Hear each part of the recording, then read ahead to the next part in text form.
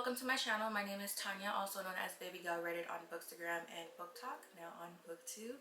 I am coming here today to do my January wrap-up of 2023. I read 20 books this month, which is a great start to the year if you ask me, compared to how I was doing last year. A pretty good reading month so far. So if you're interested in seeing the books that I read in the month of January, then just keep on watching. So I started off the month with the Love in Seattle series by 𝐒𝐨𝐿𝐴, or I believe a series of 4 to 5 novellas, all black romance. Why did I say romance like that?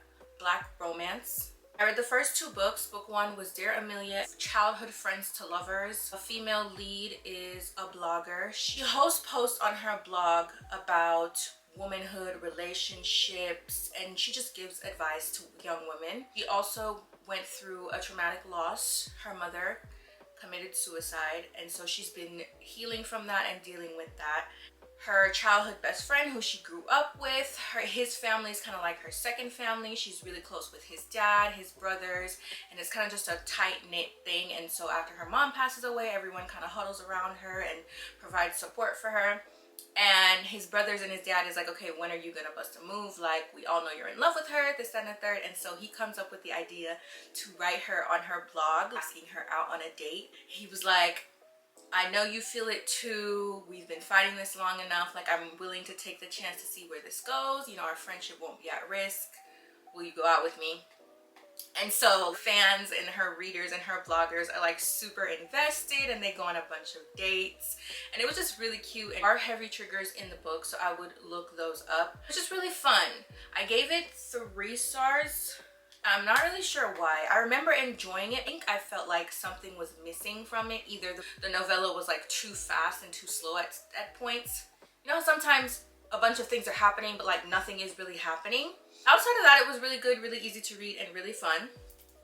Book 2, Sincerely Yours, was about one of his younger brothers who I believe was autistic or on the spectrum. I'm not sure. I'll put it here and correct myself about what it was that he struggled with. Female lead is the previous book, Amelia's assistant, who's about to be full-time, so she's moving to the state where they all live, and they own a real estate, or some people who help you buy houses. Real estate, realtor.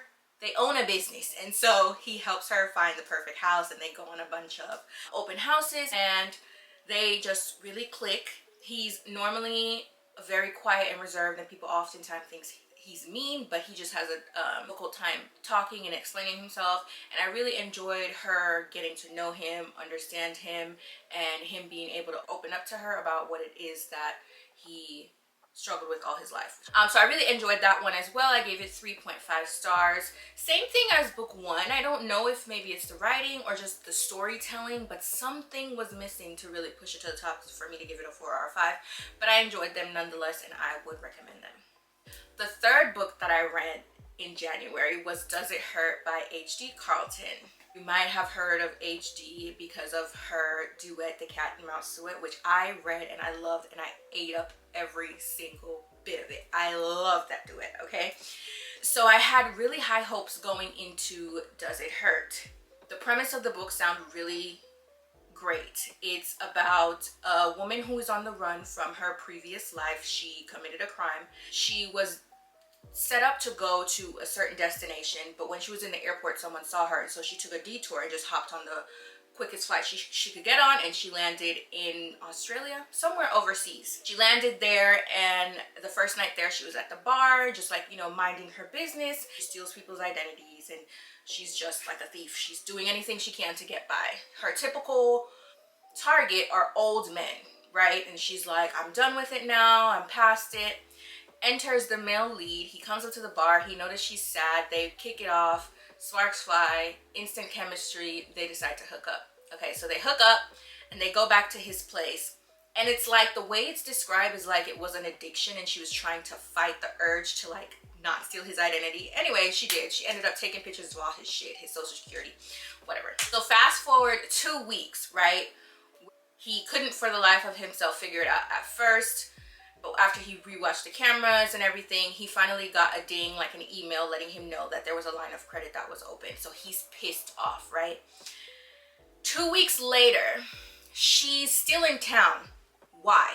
Okay, that was my ick number one. You stole this man's identity. Why are you lollygagging around in his city? Okay, so he sees her on the beach or someplace. They're near the sea because he works with sharks and stuff like that.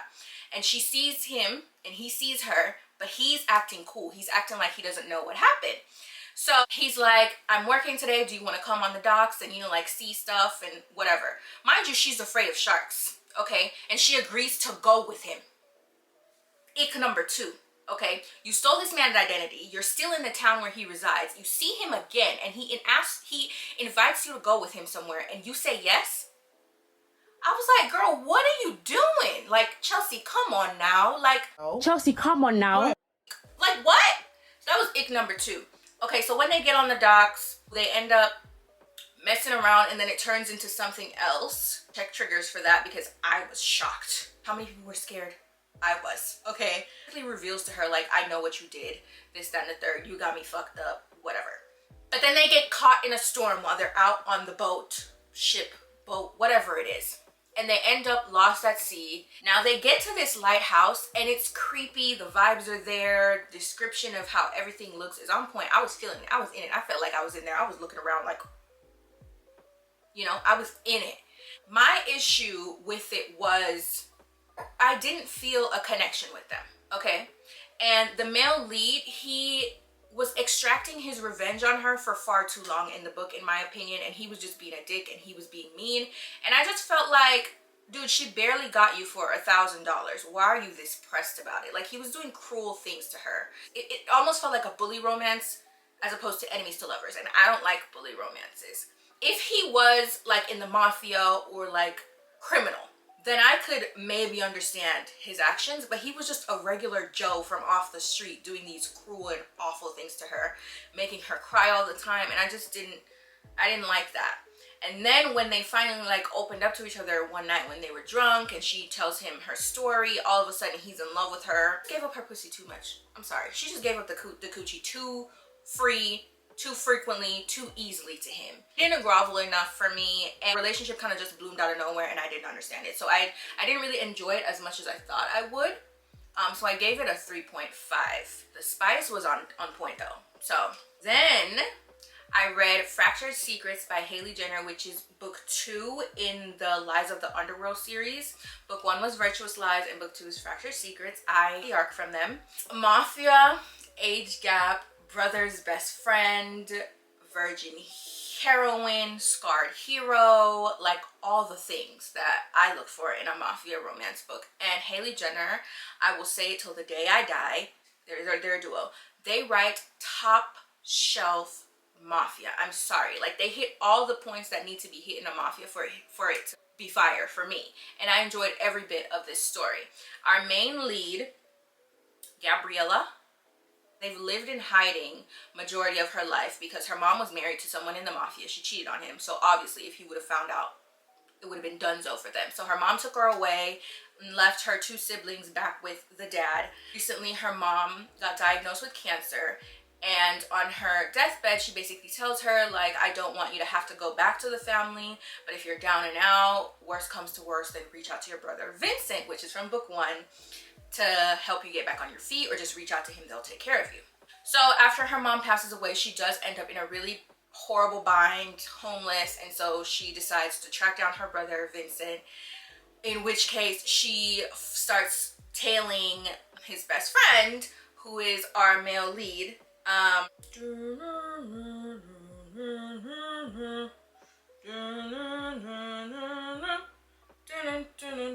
Lorenzo.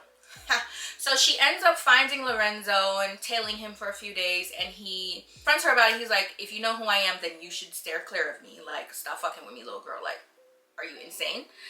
She ends up following them to one of his restaurants and tells them who she is and her identity, and they're basically like, no one can know, because then it would basically start a war, because your mother did this. It was like a whole, I don't know how to explain why it was bad in the mafia, obviously because she cheated on her husband, but there was something about ranks and that would have been really bad for her. So they're like, okay, we can help you, but you have to listen to us, follow our rules, and you have to stay in hiding. In between that time, her brother, he had just, the storylines coincide for Virtuous Lies, and he had to leave town with his new wife. So he ends up leaving Gabriella with Lorenzo at his house. So it's forced proximity. Lorenzo is like the worst of the worst. He's the capo. Is capo the highest? He's the highest tier. Like, he's above the outfit. He's top don. And he's very vicious. He's like all the things, you know, tatted hero. Look, hates everyone but her, everything. The first night she stays at the house, she sleeps on the couch, and he confronts her about it, and she basically explains to him like she doesn't like feeling trapped. She likes to sleep in rooms with like 2 exits. Why does this man build her an exit on the 2nd floor in her bedroom, in her guest bedroom, and exit out her window? Like, wakes up early in the morning, has a ladder on the side of the house, and builds her a fucking exit? Are you fucking kidding me? This man kills people like that. And she got him building... Excuse me? Shocked. I had flutters. He was just doing all the things. And for him to be like so gruesome and tough and like he's supposed to be a scary dude, he was mush for her, okay? Like, just, I loved every bit of it. They both have, you know, tortured past and traumatic past with their parents. Him with his father. His mother got killed in front of him, and so he just finds a lot of comfort within each other, and it was so beautiful to watch, and it was so fucking spicy. So spicy. So I really enjoyed that. Really enjoyed it. I gave it 5 out of 5 stars, and I would highly, highly recommend it. I love Hailey Jenner. Love that series. Can't wait for the next book. Then I read Forever. This is a MMMM. For men. Okay, the premise of the book is that there is a current couple, Killian and I believe Zach. Their relationship is in a crisis. Beginning of the story, we don't really know. It unfolds as we find out. He's a nurse, and they kind of have like a mini farm at their house because he also volunteers at a shelter, and so they have like really cute animals there. And so one night on his shift, these 2 boys come in. One of them is really beat up, and the other one is screaming, like doing the most. And the other one, I believe he needed to have surgery, so he needed to stay overnight. And the other one was inconsolable, like crying, screaming, and we soon figure out that he's mute, so he couldn't communicate. But Zach, I believe, I'm sorry if I'm mixing them up, the one who's a nurse, convinces him to go back home. So he takes him home, and they get to know each other a little bit, even though he can't communicate.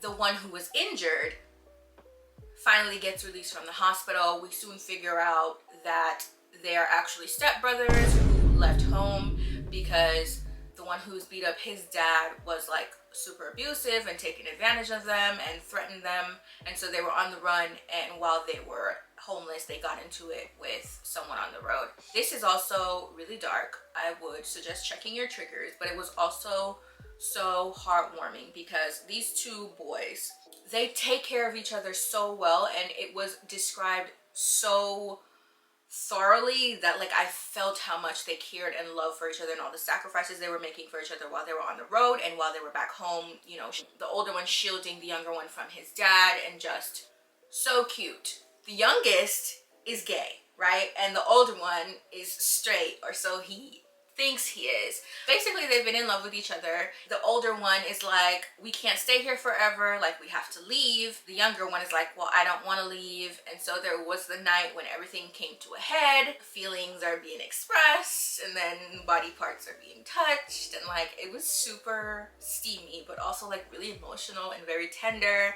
And then eventually, you know, older couple was mixing with the younger couple, and it just, I really love poly relationships. I don't know, it's just something about the dynamic that I enjoy, seeing how, you know, different couples navigate that. And this was a really beautiful story, so look up your trigger warnings. I gave that 5 stars as well. Now listen, Linda, listen, Linda. I have finally entered my Devony Perry era. We can all thank Logan. We can all thank her. I finally entered my I finally entered my Devney Perry era, starting off with the Edens. I read Indigo Ridge and Juniper Hill. I started Indigo Ridge at work because I couldn't have my phone or my iPad on me that day, and I was like, let me take a paperback. So I did, somewhere up here. I took it with me, and boy, when I tell you, I was hooked in, pen and paper out, trying to put pieces together like I was a detective, because it's romantic suspense, and so I was trying to figure it out, honey, which I did. And I really enjoyed the ride. Female lead is new in town, or moving back in town, and the first night she comes to town, she meets this guy who says he's not from the town, and so they hook up one night thing. Turns out he's like he's very important in town. They own a ranch. Ends up meeting him or running into him again the next day on her first day of work. They end up having an awkward lunch, and they're like, that was a one-time deal, we both understand it can never happen again. It can never happen again. Of course it happened again and again and again and again. Although this book is fade to black, I really enjoyed the story, especially the romantic suspense part of it. Also, Griffin, that man had big schlong energy, okay? Like, it's just something about cowboys, small town men who, like, just men who work with their hands and build stuff, and just, they just have a different upbringing, because I don't know how to explain what I'm saying, but hopefully you're picking up what I'm putting down. They're just raised different, and so they treat women different, and they have this aura about them, like, you know he's that dude without him having to tell you. Like, he don't have to say, you know? And so I really enjoyed that. They tried to fight the attraction as much as they could, but obviously it didn't happen. So I really enjoyed that. I gave it 4.5 stars. Then I read Juniper Hill. This is book 2 in the Eden series. A single mother is coming to town to work at the hotel with Eloise. Freshly single mother, like the baby I think was like 3 months or something. Eloise offers up her brother Knox's place for Memphis to stay at. He has a little loft above his garage, and the relationship between these two was really cute. Like, she left town because of her family. They're super rich, super powerful. Baby daddy is someone that is not a good person, and that's her secret. She doesn't want anyone to find out who the baby daddy is, and her father was like, you need to tell us, and she was like, no, and so he cut her off, and so she was like, fuck y'all, I'm leaving. Now, the relationship between Knox and her, it's Grumpy Sunshine, and he's like, there's a baby across the street, like crying every single night, what the fuck is wrong with him? But he also has a past with his ex, so he's like traumatized to get too close to her. But of course, they can't fight their attraction to one another. He's also a chef. Like, girl, if a man can cook and he feeding me right and he dicking me down right, please, please. I would fold so motherfucking fast, and she did. Can't lie, she did. And they were just so cute together. There was a moment where they're all over at the parents' house, right? Griffin is talking about his baby. He's like, yeah, my baby sleeps good at night. Knox goes, yeah, mine does this. And I was like, excuse me? At this point, I don't think they had officially, like, in a relationship yet, but because he was over there every night with her, because the baby, for some reason, falls asleep when he's holding the baby, which was so fucking cute. So he would go over there like clockwork, like put the baby to sleep, and that's when they had time to bond and get to know each other. And so in front of his family, he was like, yeah, my baby does this, and everyone was like, and then they just kept talking, and it was so cute. I was like, that's, you better claim your motherfucking baby. I gave that one 4 stars. Then I read The Heart Song Duet by Jennifer Hartman. I got the arc. Book 1 is an optimist's guide to heartbreak, and book 2 is a pessimist's guide to love. This is Grumpy Sunshine, childhood best friends to strangers to lovers. Lucy was best friends with Cal's younger sister, Emma, I think was her name, and something happens to her. We don't know what, but we just know that the sister is gone. She's no longer in the picture. Lucy moves back to town and buys his house, okay? Buys this man's house and moves into it. That is the type of crazy that I think I'm on, but realistically in my mind, I would not do that shit. Like, maybe I'll pull up on you, and stalk you just a little bit, but buying this man's house and living it, girl, what was you? I was like, okay, I like her. I like you, because you're crazy. So she buys their childhood home and moves into it. He owns a garage, and they're currently looking for someone to like man the front desk. So she of course goes in there, and she's like, so you guys are looking for help? Like, I can help you guys. And at first, she didn't recognize him when he came in. And he's like, I know who you are. I was like, okay, you better know who she is. And tells her no at first, but then he circles back and he's like, okay, you can work here as long as you don't bring up Emma. And she's like, okay. Now, this book had me in its crutches. Jennifer Harmon can do one thing, and that's write her motherfucking ass off, okay? One of my favorite fucking authors. I am cussing so much. Hopefully I can cut this out. The way she writes book one was so addicting. And I knew from the second that I opened up that arc, I was going to sit there and I was going to read it in one go. And that is exactly what I did. I read it in 3 hours or less. It was so tender and so angsty and so cute and so heartbreaking all at the same time, watching them get reacclimated with each other while like towing the line of like, there's this thing here that we're not talking about, but we understand why, and both of them are like grieving Emma. They both have secrets though, and there is a cliffhanger at the end of book one, and I was like, I'm sorry, what? Phenomenal. I gave book one 5 out of 5 stars. Book two, on the other hand, I don't know what happened with book two. I think the story plateaued a bit, because where we leave off on the cliffhanger, we find out the resolution to that pretty quickly in book two. So I was expecting, okay, since this hiccup is not a thing, then the rest of book two would be them like finally acknowledging the feelings that they have for one another and working on their relationship, right? No, wrong. Book two was spent majority of the time Cal saying, no, I don't deserve you, we can't be together. No, I have my own shit to work out, we can't be together, I don't deserve you. And he was doing that so much to where I got to the point where I'm like, okay, well, fuck it. You don't deserve her. Like, I ended up like not rooting for them a little. Like, it was weird. It wasn't my favorite.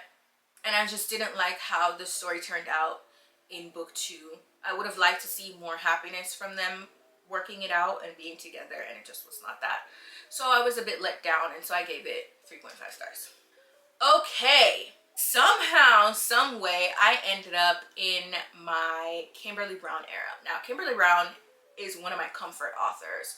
She writes strictly Black romance, which I eat up. She's so good at what she does. I ended up reading 2, 4, 6, 7 of her books back to back. I was down. I was down and I was loving it. I was in a hole and I didn't want to climb out of it. I didn't want to see the light. I was loving it there, okay? The way Kimberly Brown writes about Black love, Black men, and Black women coming together, it makes the icebox that is here melt just a little bit. And I loved it. Every single one of the books. Like, I don't want to sit here and tell you about every single one of them, because then we would be here all day, bitch. And I know you got things to do. But I will highlight just a few things about them. So the first one I read was A Naughty Offer. So book one is about two females in a relationship. I don't want to say lesbian because they're not a lesbian couple, but two bisexual women in a relationship looking for a third. A man. They end up meeting this man, both of them separately, on 2 separate occasions. They keep it from him that they are together at first, okay? I think it was Passion who meets him first. Seems real interesting, and she's like, yeah, we can go on a date, whatever, you know, like, you know, I don't know if you can handle me. I don't know if you can handle me. So they go on a date, he wines and dines her, and this nigga got money. He got money. Get money. And so he wines and dines her, sends a card for her, they do dinner. It's real cool. So she ends up telling him, she's like, you know, I got a girlfriend, we're looking for a third, so this is big. She first asked him, she's like, will you be okay with that? I'm not looking for anything serious. And he's like, what man would say no to that? So he's like, yeah, sure, I could lay it down. And she was basically like, this is your audition, see how you do to see if you can handle me before you handle my girl. And girl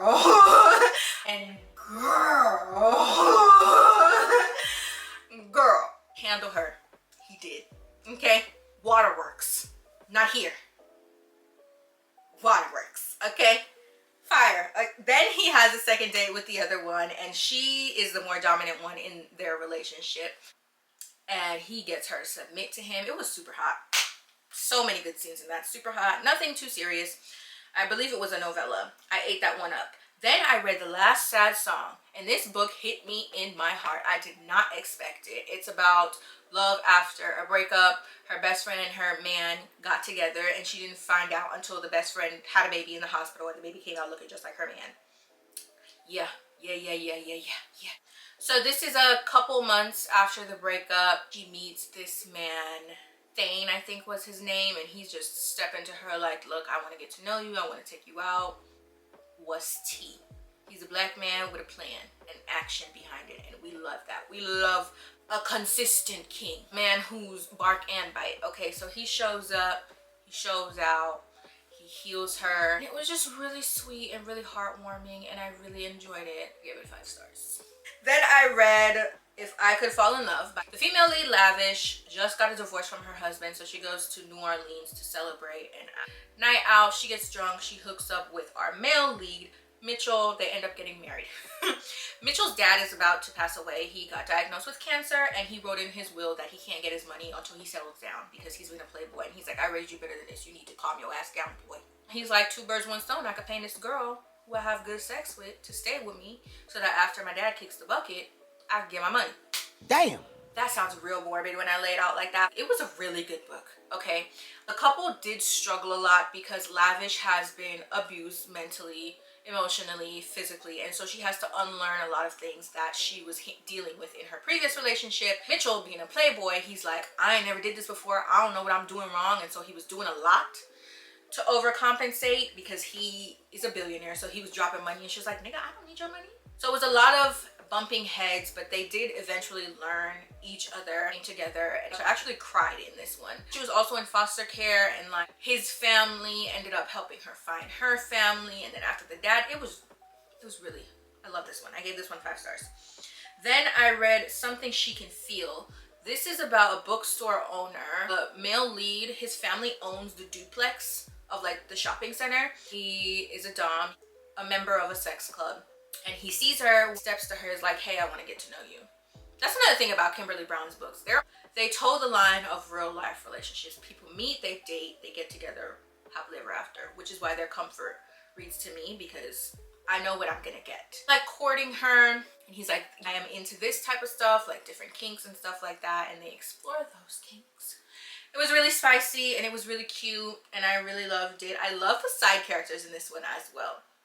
And then I read It's Gotta Be You. This one was childhood friends to lovers with a plus-size female lead who has had a really weird dating life, and she also has a really weird relationship with her mother, Idris. He is back in town because his grandmother is sick, and so he's there taking care of her. When they were younger, he was like this scrawny, skinny, nerdy dude who used to follow her and her brother around, and now he's back. He done built up some muscle, he done got some shmoney, and he's fine.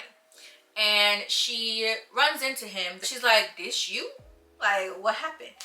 This book was a little tough to read in some instances because of the relationship that she has with her mother. Her mother's like prime, prissy, bougie, skinny, and she talks down to her a lot. She's like, you should be married by now. Maybe if you lost some weight. Like some of those comments. I don't like mothers like that.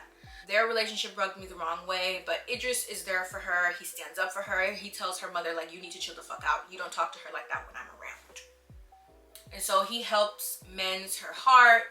She was going out on a bunch of dates with men who had like a fetish with dating bigger women. They would be with her behind closed doors, but wouldn't, you know, want to take her out or be seen or be in a relationship. So I really love this one. Watching them reminisce and then building on the relationship and just the family dynamics and the side characters. I really enjoyed this one. I gave this 4 stars. And I read The Point of Exhale. This is about another woman leaving a relationship. Her man was cheating on her, beating on her, and she has 2 kids, and she's like, I need to do better. My kids can't see me go through this anymore. I'm leaving. So one night when he's out of town on business, she packs up her kids and her shit, burns the house down. Burns the house down. Yeah. And takes off on a bus. She goes to Walmart one day with the kids, and the daughter ends up getting lost, and she runs into the male lead, Safari. he owns the Walmart. So he finds the little girl in there wandering around, and she's like, thank you so much. And he got an attitude. He's like, you need to watch your kid. Like, what is wrong with you? And she's on the defense because she's stressed out. She's been traveling on a bus for however long. She's like, you don't fucking know me. All I owe you is a thank you. Da, da, da, da. Like, thank you for finding my daughter, whatever. He ends up following them, like, just to see that she made it somewhere safe. He also has a past with his mother, who was on drugs and basically sold him off for a hit back in the day. He grew up in the life, in gangs, drugs, and all of that, and he wants out of it. Well, he's been trying to get out of it, but now with this new woman in his life and the kids, he ends up saving her one night after a man tried to push up on her. She calls him and he's like, I got you. So he picks up and takes them to live with him in his mansion. And girl, outside of the spice, which I don't even have to talk about them because the spice is phenomenal, but the relationship that we see him building with her kids,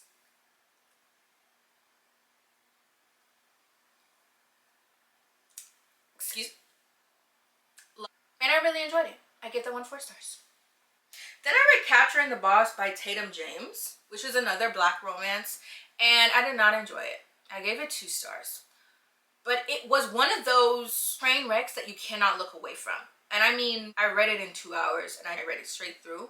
Like, it was entertaining for sure, but the couple, the communication, the relationship made no sense. Okay, what hooked me into it is because they met online on a dating app or something, and they hook up the first night, and then after that he hits her up again and he's like, yo, why did you ghost me? We've been talking for this long or whatever.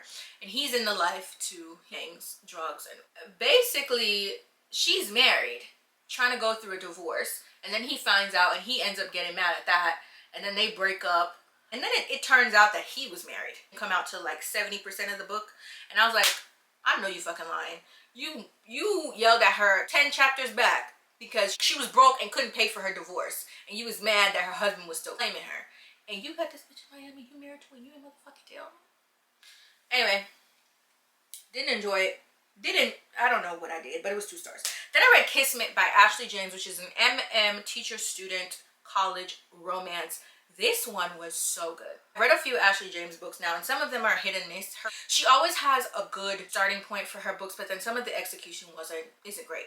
This one, however, was great. I gave it 4 stars. Cash has had a crush on his professor since he's a freshman. Now he's a junior, and he's his aide. He invites him out for some seminar because Cash wants to also be an English teacher, I think. And so he invites him along. They end up going to a bar the first night, drinking, eating pizza. Nothing major really happens on the trip, but they get back to school, back to real life, and the sneaking around that they did, boy, fire. But it was also really tender. Oh, the professor is married, but he's in a dead marriage. Something happens and we get a time jump 5 years. In that 5 years, Cash is now a professor and he gets a job opportunity in Texas where he's from, and he goes home, and guess who's the dean of the motherfucking school? So then it turns into Second Chance because he left out of town, Cash thinking he was gonna get a divorce, move out, and then he just goes to him for 5 years, and so it picks up there. And I love the groveling. It was really good. Reread Carnal Urges by J.T. 𝐒𝐈ₚ, my favorite mafia book of all time. I'm going to talk about that book all day, but I'm not, because I have another video coming of my 5-star reads and my favorite books of all time, so I'll talk about it then. But I reread that. And then I read If We Could Go Back. This is an MM strangers to lovers, 2 men who are in also dead marriages with kids. They take the train to the city together. They've like been running into each other, and months go by and we get little glimpses, like this day he comments on the newspaper he's reading, this day he comments on his suit, like just little bits of things over time where you get to see them build a friendship and like just a brotherhood, which was really cute, really funny. I love the banter. I think the writer is Australian, or let me not put my foot in my mouth, she's not American, and you can tell that in the writing, and I enjoyed that. It was really funny. I love the humor. One night, like, they're working crazy jobs and they decide, let's go out. They go out to a bar and they end up kissing each other. One of them is fully straight and the other one, it turns out he's gay, but so it gets interesting from there. Okay, they're both cheating on their wives with each other. I know, cheating is bad, but the marriages are dead. One of them, wife doesn't even live at home, and she goes to school basically a whole other state away. And then the other one is just, anyway, I didn't care about the wives. I'm sorry, that makes me a horrible person, but I didn't give a fuck. I love them together, but I was frustrated with one of them. I can't remember his name. I'll put it right here because I'm terrible with names and I'm not gonna feel bad about it. His family's homophobic, and so I just felt like there was a lot of focus on that, and he should have manned up to the realization that he wanted to be with him way faster than he did. Which I can understand, you know, everyone's family dynamics is different. You don't want to lose your family by just being who you are. So I understood it, but then it was like drawn out to a little bit. But it was really good. It was really emotional, really angsty, really funny, really cute. I love the kids. Okay, I love the kids, love them. So I really enjoyed that. I gave it 4.5 stars. And those were the 20 books I read in January. I had a really, really good month. I enjoyed all of the books. I just kept reading and reading and reading. And I think that's the trick to outrunning a reading slump. And so yeah, those are the 20 books that I read in January. I hope you found a book here that you haven't heard of before, and check it out. If you do, let me know. Comment down below if you've read any of these books, what you thought of them. Keep it cute in the comments. We're all adults. We can share different opinions and respect each other, and opinions are just that. They're not fact. Okay, don't try to convince anybody that your opinion is a fact, okay? Let's keep it cute. But if you've made it this far in the video, thank you so much for watching and hanging out with me. I hope you enjoyed it. If there's a video in particular that you want me to do, go ahead and comment it down below. Don't forget to like, subscribe, turn your post notifications on, and I will see you next time. Bye! My bang banging. They told huh? Smile taunt, wow. Give me beso. Extendo.